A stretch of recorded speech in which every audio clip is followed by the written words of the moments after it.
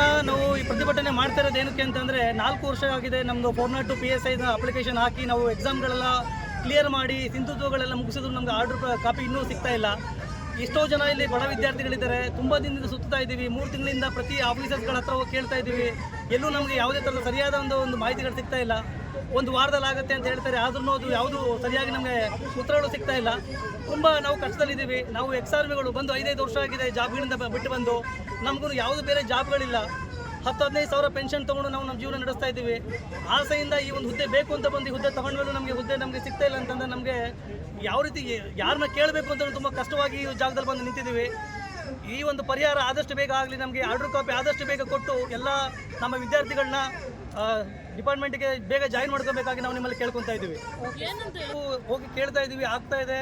ಸ್ವಲ್ಪ ಅವರು ಇನ್ನೇನೊಂದು ವಾರದಲ್ಲಿ ಆಗುತ್ತೆ, 15 ದಿನದಲ್ಲಿ ಆಗುತ್ತೆ, ನಡೀತಾ ಇದೆ ಪ್ರೋಸೆಸ್ ಅಂತ ಹೇಳ್ತಾ ಇದ್ದಾರೆ. ಬಟ್ ಇನ್ನೂ ಸಹ ನಮಗೆ ನೋಡಿ ಡಿಸೆಂಬರ್ 26ನೇ ತಾರೀಕು ನಾವು ಈ ಒಂದು ಲಿಸ್ಟ್ ಬಂದಿರೋದು, ಇನ್ನೂ ಸಹ ಅದ್ರ ಬಗ್ಗೆ ಮುಂದಿನ ಯಾವೊಂದು ಪ್ರೊಸೀಜರ್ ಆಗ್ತಾ ಇಲ್ಲ. ಇದು ನಮ್ಗೆ ತುಂಬ ಕಷ್ಟ ಆಗ್ತಾ ಇದೆ ಮೇಡಮ್.